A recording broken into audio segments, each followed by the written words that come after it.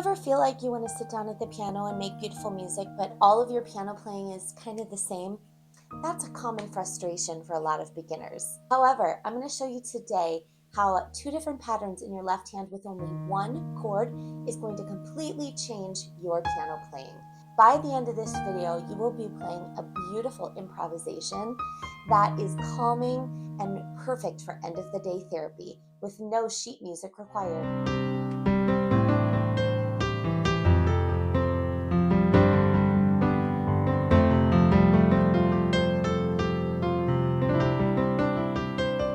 Hi, my name is Rebecca and welcome to my piano studio. I have a passion for teaching people how to sit down at the piano and make beautiful music every single time they sit down, regardless of where they are in their piano playing journey, without any sheet music involved.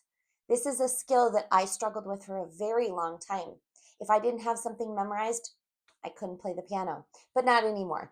So today with this very easy piano improvisation, I'm going to teach you about the key of E flat major, which is a different key than a lot of beginners start with.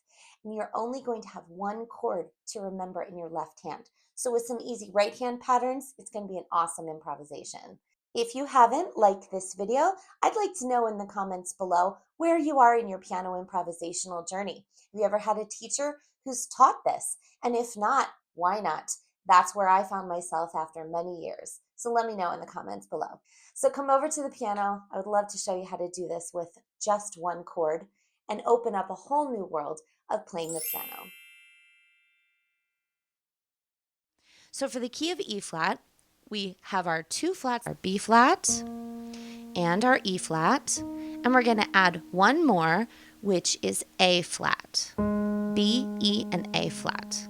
So instead of playing a B, an E, and an A, we're going to play the black notes to the left of them.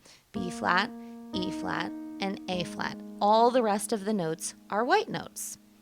So let's go ahead and play the scale in the key of E flat major. I always like to start with a scale because it kind of teaches our hands what notes to play and what notes not to play. And it also gives our ear somewhere to go as well. So you don't have to worry about the scale fingering unless you know it. I'll teach that in a later video. But for now, we're just going to use one finger. So we're going to start on E flat. Make sure we play the A flat and the B flat as well and play the scale. Here we go. A flat, B flat, and then coming back down.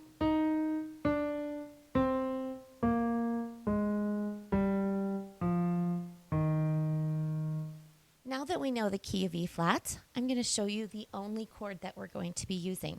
And we're going to make that in triad form today. And that is the one chord, or the very first chord of the scale. So we make that by starting on our E flat and then going up three notes. 1, 2, 3. So it's E flat and G. And then if we start on E flat and go up 5, 1, 2, 3, 4, 5, we have a B flat. Put all three of those together and that is your first chord. Now, I'm going to be playing this with my 1 finger, 3 finger, and 5 finger all together.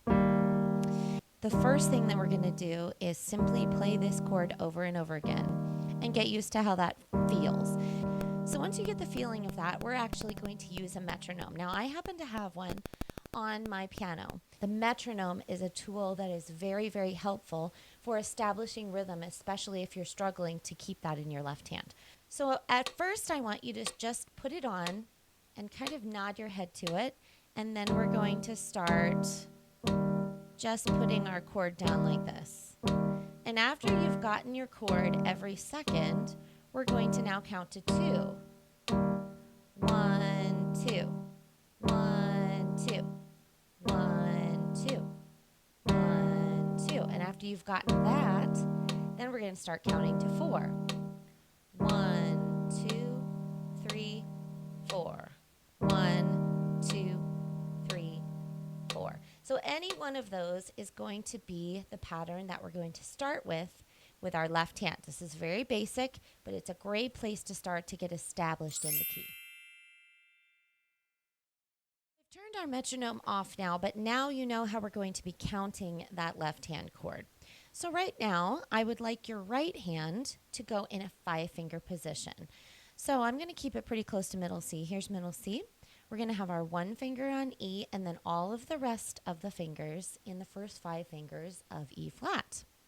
So we have E flat, F, G, A flat, and B flat all together. Now the first thing that we're going to do, and this is great for beginners who are struggling with coordinating both hands at the same time, is we're going to alternate our hands. So we're going to play our E flat chord for 1 beat, and then we're going to play any 3 notes over here for the rest of the 4 beats of the measure. So it'll sound something like this.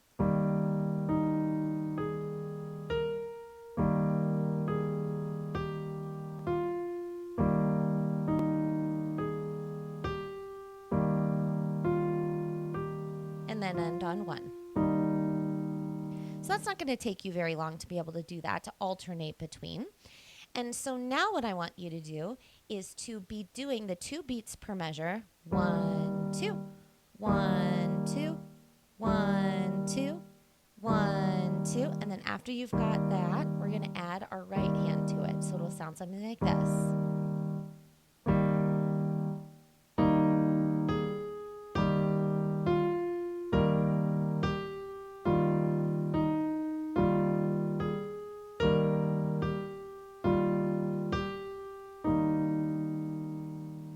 So now you've done 1, 2, and you've done 2 beats over here. If that's still really easy, we're now going to change up our rhythm. We still are not using the whole scale. We're just using this 5-finger pattern.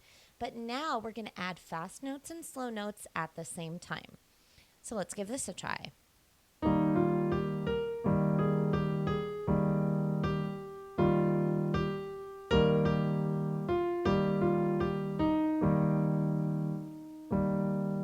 And if you don't like it, the beauty of improvisation is that you get to try it all again and do something else. But once you become fairly familiar and that becomes really easy for you to just use 5 fingers, we're now going to do what is a little bit more complicated, but really it's going to be fine, where we're going to use the entire scale. So from the E flat to the E flat. So one more time, I would try the E flat scale.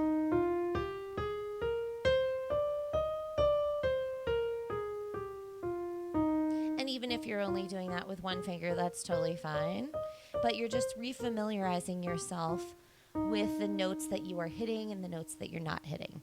Once we've got that, we're going to put it together. So I'm still going to stay with doing 1, 2, 1, 2. And the other thing is that I'm going to use my sustain pedal, which is my far right pedal. I hope that you have one of these to try out.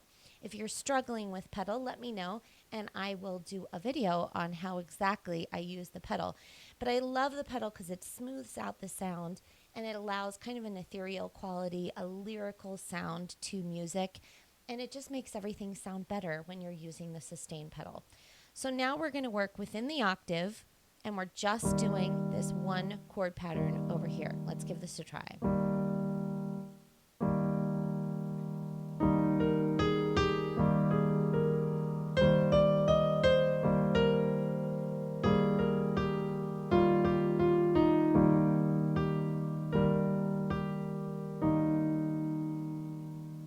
Okay, and then the last step, just to make it a little bit more complex, if you want to go there, is we are going to add any notes at the same time. That means that in the right hand, you get to add notes that are next to each other or any notes of the scale at the same time. Now, sometimes you will find notes that sound great together, and sometimes they don't sound so wonderful, but that's part of this experimentation process. Okay, let's give this a try, where we're now adding 2 or more notes in our right hand while our left hand is still doing that 1, 2 beat. Here we go.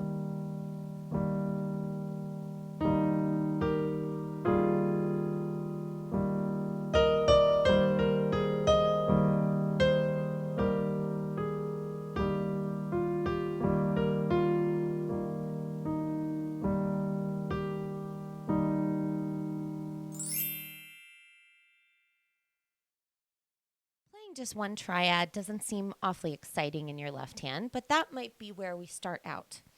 And if you've gotten just a handle of doing that, and that is super easy for you and you want to move on, this is the next step. The next step is we're going to do a representative chord. And that means that we're going to take the E flat and we're going to make an octave on the top with our E flat. And the reason I like a representative chord for the E flat is that they're all black notes. So what a representative chord means is we're representing that triad just with different notes. So we're doing an octave with our thumb and pinky, and then your 2 finger is going to hit the B flat. So the first thing that I want you to do is put your metronome back on, and we're going to hit all 3 of those notes at the same time, just like this.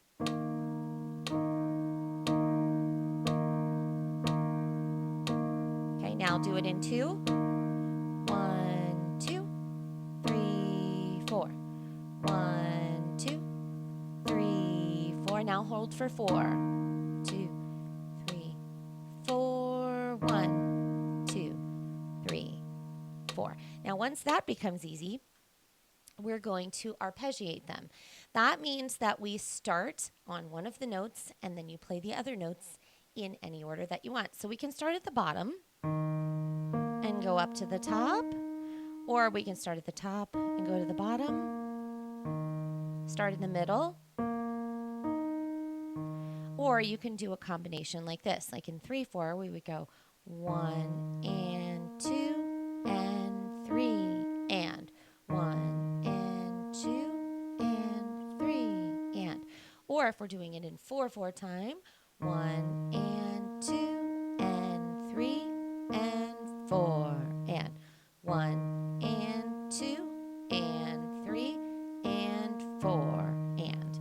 Okay, so let's try that with the metronome now to make sure that we've got a nice steady pattern. All right, so this time we're just going to hit 1 note per beat like this. And once we've got that, we're going to switch it to 2.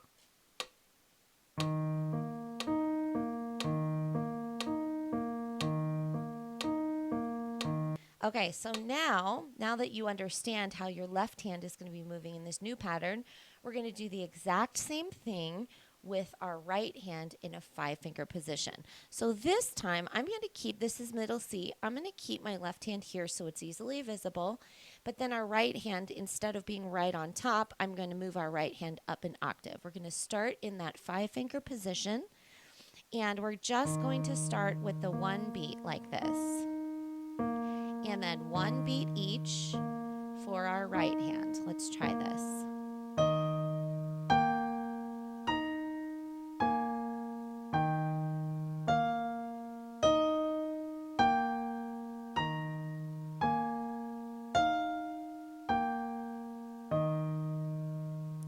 Now you might need to go over that a few times because your hands are now doing 2 different things. This is using both sides of your brain, both sides of your body, and they're doing independent things. If you'd like to work on more finger independence, check out this video where I share some different exercises to work on finger independence. After you've done that step, let's now go to our 3/4 time where we're going 1 and 2 and 3 and 1 and 2 and 3 and your right hand is going to be making any rhythm that you'd like.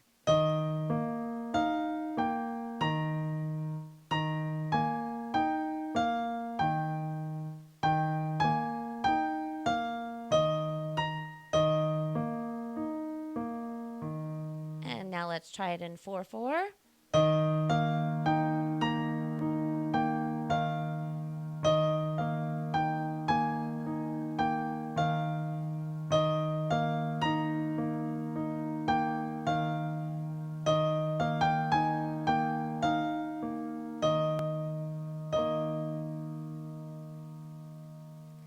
And finally, the last step is to use in your right hand that full octave. All right, let's give this a try.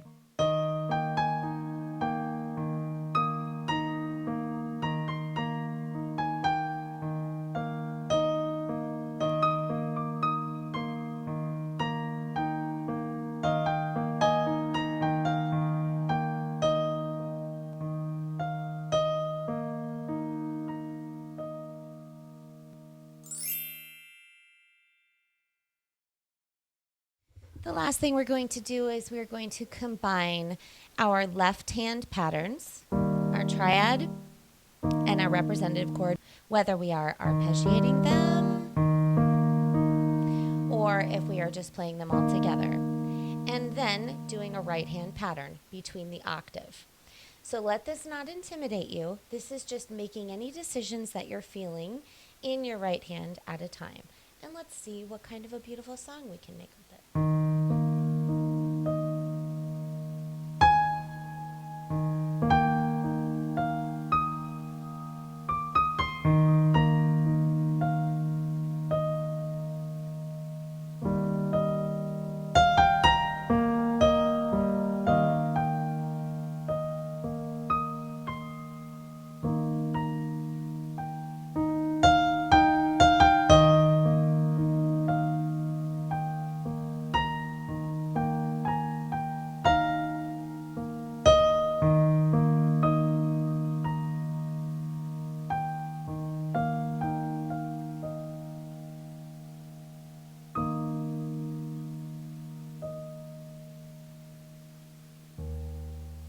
I hope that you're able to take these two patterns and only one chord and apply it to your piano improvisation today. If you'd like another video in the key of E flat major, if you're ready for a chord progression, try this one out. It's an easy one because it's only got 3 chords, so it's perfect for the beginner. In the comments below, let me know how I can help. If there's anything that you're particularly struggling with, I would love to dive a little bit deeper into that. Until then, keep practicing, and I'll see you in the next video.